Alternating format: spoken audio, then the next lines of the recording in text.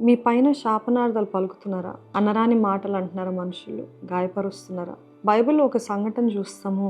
అబ్షలోము నుండి పారిపోతున్నప్పుడు దావీదు తన సైనికులతో పాటు తన దారిన తను నడుస్తున్నప్పుడు షిమియోను అని ఒక వ్యక్తి, సౌలు కుటుంబానికి సంబంధించిన వ్యక్తి, నీకు బాగైంది, నీకు మంచిగా అయింది అని శపిస్తూ, గేలి చేస్తూ, రాళ్ళు రువ్వుతూ, ఇంగ్లీష్‌లో అయితే కంటిన్యూయస్లీ కర్సింగ్ డేవిడ్ అని ఉంది. అలాగా కర్స్ చేస్తూ వచ్చాడంట.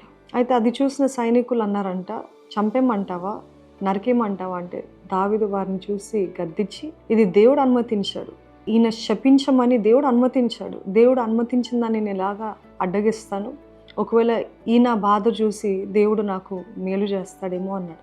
కానీ 2 సమూయేలు 19:20 వచనంకి వచ్చేసరికి ఏ వ్యక్తి అయితే, ఏ షిమి అయితే దావీదుని శపిస్తూ వచ్చాడో, ఎప్పుడైతే అబ్షలోము రాజు చచ్చిపోయాడో అప్పుడు ఈ షిమి అనే వ్యక్తి ఆయన పాదాల దగ్గర పడి ఏడుస్తూ బతిమాలుకుంటూ నన్ను క్షమించు, నన్ను క్షమించు అని వేడుకున్నాడంట.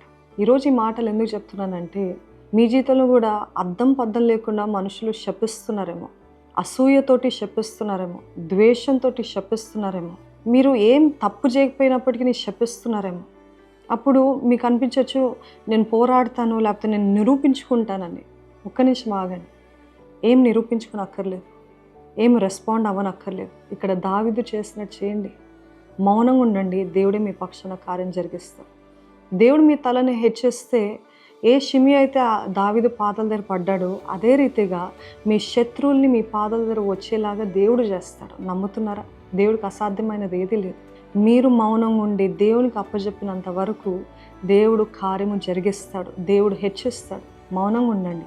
ఒక రోజు రాబోతుంది, ఏ మనుషులైతే మిమ్మల్ని దూషించారో, శపించారో, ద్వేషించారో, తప్పుడు మాటలు, తప్పుడు కార్యాలు మీ గురించి ప్రచురించారో, వారి ముందే దేవుడు మీ తలను హెచ్చిస్తాడు. నమ్మినట్లయితే ఈ వాక్యాన్ని జ్ఞాపకం చేసుకుంటూ, నేను మౌనంగా ఉంటా, నా దేవుడు నా పక్షాన కార్యం చేస్తాడని జ్ఞాపకం ఉంచుకోండి. God bless you.